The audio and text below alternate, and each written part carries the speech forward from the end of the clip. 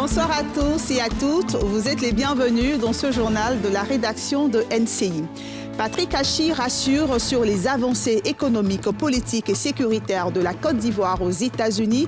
Le chef du gouvernement ivoirien en visite depuis dimanche au pays de l'Oncle Sam est l'invité d'un panel de haut niveau sur la vision 2030 de la Côte d'Ivoire. Le football ivoirien vient de faire un pas important pour sortir de l'impasse. L'élection du président de la FIFA est fixée au 23 avril prochain, suspendue la semaine dernière suite à un courrier de la FIFA. Le processus électoral reprend le 5 avril, selon un communiqué du CONOR. Vous en saurez plus dans ce journal. Bientôt, les Maliens ne pourront plus écouter RFI ni regarder France 24. Telle est la décision de la junte malienne qui a annoncé son intention d'engager une procédure pour suspendre les chaînes françaises. C'est inacceptable, a réagi l'Union européenne. Ce journal s'ouvre aux États-Unis où séjourne depuis 4 jours le chef du gouvernement ivoirien. Ce jeudi, Patrick Hachi a exposé sur la vision 2030 de la Côte d'Ivoire au cours d'un panel de haut niveau. Il a parlé de stratégie de développement et rassuré les investisseurs quant à la stabilité politique de la Côte d'Ivoire. Salif Yalikoui. En visite de travail aux États-Unis depuis dimanche, le Premier ministre ivoirien Patrick Hachi a exposé jeudi à l'Atlantic Council sur la vision 2030 de la Côte d'Ivoire. Vaste stratégie de développement qui vise à améliorer l'environnement des affaires, à renforcer le rôle du secteur privé et à favoriser la création d'emplois. Pour la circonstance, étaient à ses côtés plusieurs personnalités dont l'ancienne ministre française Ramayad, ambassadrice et directeur Afrique du think tank. Le panel a permis à Patrick Hachi de détailler le nouveau programme de développement initié par le président Alassane Ouattara et mis en œuvre par le gouvernement, avec pour ambition de transformer durablement la Côte d'Ivoire. Patrick Hachi a vanté la stabilité politique du pays caractérisée aujourd'hui par le succès du dialogue politique qui a abouti à la signature unanime des conclusions de ce dialogue il y a quelques semaines par l'ensemble des partis politiques du pays pour faire de la paix, de la cohésion nationale, un acquis inaliénable. Cette stabilité politique permet aujourd'hui au pays de se projeter et de se concentrer sur le développement en mettant en place les outils nécessaires pour bâtir une économie prospère et durable, en luttant efficacement contre la corruption, en faisant de la bonne gouvernance un credo, en créant un cadre aseptisé et propice au développement du secteur privé, moteur et poumon d'une économie durable, saine et résiliente face aux chocs mondiaux. Pour lui, le programme Côte d'Ivoire 2030 est conçu autour de cet objectif et de ce credo, faire du secteur privé le principal axe de développement,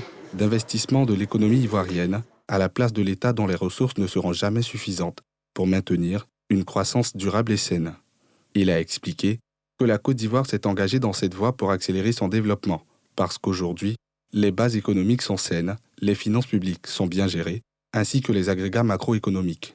Le centre fournit une plateforme aux dirigeants africains pour accéder aux parties prenantes américaines et transmettre des messages politiques au public américain, entre autres, aux diplomates, membres du Congrès de haut niveau, cadres, dirigeants de grandes entreprises. La Côte d'Ivoire est une référence en matière de leadership féminin. Des activistes des 4 pays du fleuve Mano River sont venus à l'école de Dominique Ouattara. Elles ont échangé avec la première dame de Côte d'Ivoire à la faveur du camp de formation des femmes leaders émergentes en politique organisé par le NDI. Dominique Ouattara leur a donné des conseils sur la base de son expérience. Tiémé Dondje.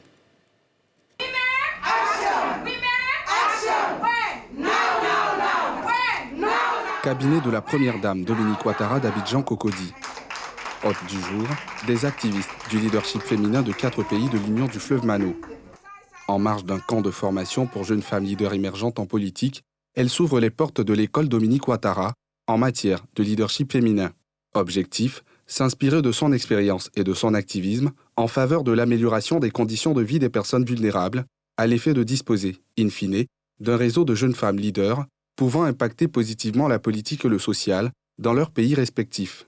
Une attente forte qui cadre avec la vision de la présidente fondatrice de Children of Africa qui leur livre des recettes pour y arriver.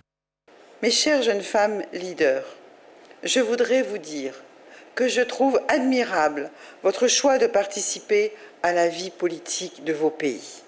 Il incombe à toutes les femmes de jouer leur partition au sein de leur communauté en prenant une part active, au niveau politique et économique, mais aussi au niveau social. Je vous invite donc, mes chères filles, à user de la politique pour mener des actions humanitaires dont notre continent a tant besoin et à aider les populations à avoir de meilleures conditions de vie. Je voudrais dire toute ma fierté d'assister à la naissance de jeunes générations de femmes leaders en politique et je compte sur vous pour relever les défis auxquels vous serez confrontés. Bien avant, la ministre Anne-Désirée Oloto, dans les habits de marraine, a salué ses filleuls pour avoir frappé aux portes de l'école Dominique Ouattara. Madame Ouattara se bat pour la protection des vies, des femmes et des enfants, pour la justice. Votre vision doit être noble et jamais vous ne devez vous éloigner de cette vision-là. Celle qui, à la fin de la journée, protège la femme, protège l'enfant, protège la famille et travaille pour le bien-être des populations. Que Dieu vous garde, que Dieu vous bénisse et qu'il vous accompagne dans votre processus de telle sorte que dans 1 an, dans 5 ans, dans 10 ans, nous puissions nous retrouver pour faire le bilan et pour conclure que vous avez été à la bonne école, à l'école de Madame Dominique Ouattara. Au nombre de 32, originaires des 4 pays de l'Union du fleuve Mano, à savoir la Côte d'Ivoire, la Guinée, le Libéria et la Sierra Leone, les auditrices sont réunies à Grand-Bassam depuis le 14 mars dernier. Elles y participent à un séminaire qui s'inscrit dans le cadre de la mise en œuvre du programme dénommé Réseau des femmes émergentes en politique dans les pays de l'Union du fleuve Mano. Bonne nouvelle pour le football ivoirien, ce sera bientôt la fin de l'impasse. Le CONOR a annoncé la reprise du processus électoral suspendu la semaine dernière suite à un courrier de la FIFA. L'élection du président de la FIFA est prévue le 23 avril. Les candidatures seront reçues à partir du 8 avril. Le CONOR a échangé avec les présidents des clubs et des groupements d'intérêt. Les explications de Salif Yalekoui. Le 23 avril 2022. Telle est la nouvelle date retenue par le comité de normalisation en vue de la tenue de l'Assemblée générale qui sera sanctionnée par l'élection du président de la FIFA après la suspension, il y a quelques jours, du processus électoral. Cette décision a été prise au terme d'une réunion avec les clubs et groupements d'intérêt. Les échanges, francs et directs, ont permis de trouver une issue pour lever le blocage lié à la question des parrainages. Il a été à cet égard accepté la convocation d'une Assemblée générale à l'effet de statuer sur la modification de l'article 47.3 tel que proposé par le comité de normalisation. Les dates des assemblées générales modificatives et électives ont été d'un commun accord, fixées comme suit. Le 5 avril 2022, Assemblée générale modificative de l'article 47.3 des statuts. Le 23 avril 2022, Assemblée générale pour l'élection du président de la FIFA, des autres membres du comité exécutif, du président, du vice-président et des membres de la commission de gouvernance, d'audit et de conformité. Les dépôts de candidatures sont prévus à partir du 8 avril, quand la campagne électorale, elle, sera ouverte le 16 du même mois. Un courrier de la FIFA et de la CAF remettait en cause la notion de parrainage mentionnée lors de la dernière Assemblée générale. Toute chose qui avait conduit les patrons de la Maison de Verre à suspendre le processus électoral. Une médiation a été conduite par l'ancien président de la FIFA, Jacques-Bernard Anoma, en vue de dégager un consensus pour la reprise de ce processus. Les services des impôts ne seront pas totalement paralysés à compter du 23 mars, comme annoncé par l'Association syndicale des agents de la Direction générale des impôts. 5 syndicats se désolidarisent de ce mot d'ordre de grève et invitent à une assemblée générale extraordinaire pour faire le bilan des négociations. Témédongé, Arunazeba. Pas de grève dans les services fiscaux le 23 mars prochain. Ainsi, en ont décidé les membres des bureaux exécutifs des 5 syndicats affiliés à la plateforme syndicale de la Direction générale des impôts. Réunis à la direction régionale d'Abidjan-Cocody, les délégués syndicaux se désolidarisent de l'appel à déserter les administrations fiscales à cette date. Ils invitent plutôt leurs camarades à une assemblée générale extraordinaire pour faire le bilan des négociations en cours avec la direction générale et le ministre de tutelle. Sur la base des acquis ou non, la conduite à tenir va être alors arrêtée.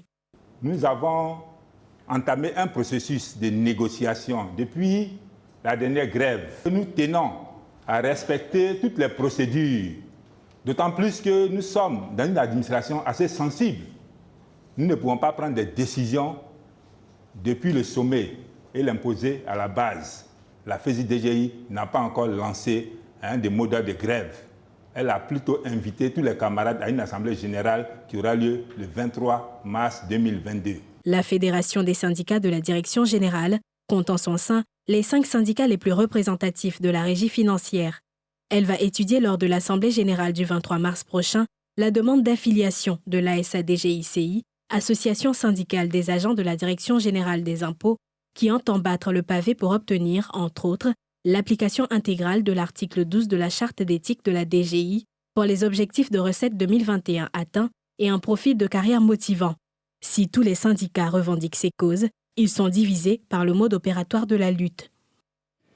Après l'Inde en 2019, la Côte d'Ivoire abritera du 9 au 20 mai la 15e conférence des parties à la Convention des Nations Unies COP15 sur la lutte contre la désertification, restauration des sols arides et des forêts dégradées pour une agriculture du futur.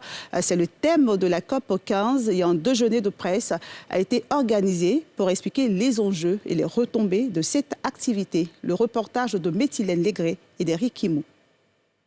En prélude à la COP15, qui se tiendra du 9 au 20 mai 2022, au bord de la lagune Ébrié, le ministre ivoirien en charge de l'environnement a pris part à un petit déjeuner de presse. Il s'agissait pour lui de faire le point sur la lutte contre la sécheresse et la dégradation des sols en Côte d'Ivoire. Nos terres ont commencé à perdre complètement leur fertilité. Donc, il était important pour le gouvernement ivoirien, dans ce type de problématiques, d'adresser la question et donc il était évident que la Côte d'Ivoire accepte d'abriter cette COP-là. 5000 personnes sont attendues à Abidjan pour cette conférence historique pour le pays, d'où l'appel à la mobilisation. L'enjeu est de taille pour réussir ce grand rassemblement et votre rôle est très important et même primordial. Vous êtes en premier plan de l'organisation pour la réussite de cet événement. Je vous invite non seulement à faire le relais des messages de M. le ministre de l'Environnement et du Développement durable, mais également à prendre une part très active dans la tenue de la COP15 elle-même. Le thème choisi pour ces assises est « Terre, vie, patrimoine, d'un monde précaire vers un monde prospère ». La COP15 sera l'occasion pour la Côte d'Ivoire de promouvoir la ville d'Abidjan à travers ses différents secteurs d'activité. Si vous êtes au Mali, dans quelques jours, vous ne pourrez plus suivre les chaînes françaises RFI et France 24. La junte malienne a annoncé son intention d'engager une procédure pour suspendre ces chaînes. L'Union européenne déplore la décision qu'elle juge inacceptable. Les explications de Pierre Dipomela. Suspension des médias français au Mali, notamment RFI et France 24, accusés par la junte au pouvoir de désinformation. L'Union européenne a condamné les autorités maliennes et qualifie cet acte de fuite en avant. Nous avons vu les annonces faites par le gouvernement malien de suspendre RFI et France 24. Nous considérons que c'est inacceptable. Nous déplorons cette décision et les accusations infondées en s'attaquant à la liberté de la presse, à la liberté d'informer et d'être informé. La junte continue et confirme sa fuite en avant. Le gouvernement malien fait référence à un reportage diffusé les 14 et 15 mars par RFI et dans lequel la radio a donné la parole à des victimes présumées d'exactions qui auraient été commises par l'armée malienne et le groupe de sécurité privé russe Wagner. Une telle suspension de 2 grands médias d'information étrangers n'a pas de précédent depuis des années au Mali. Le pays est plongé depuis 2012 dans une grave crise sécuritaire et politique ponctuée de coups d'État. RFI et France 24, qui couvrent de près l'actualité africaine, sont très suivis au Mali et dans toute l'Afrique francophone.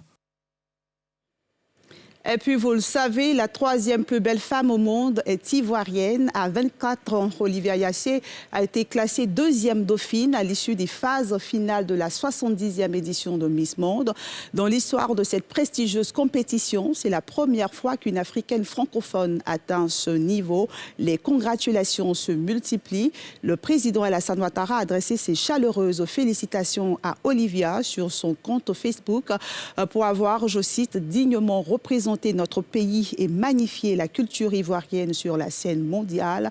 Nous sommes fiers de toi, peut-on lire sur la page du président de la République. Et c'est en beauté que se referme ce journal. Merci de votre fidélité. Prenez soin de vous et à demain.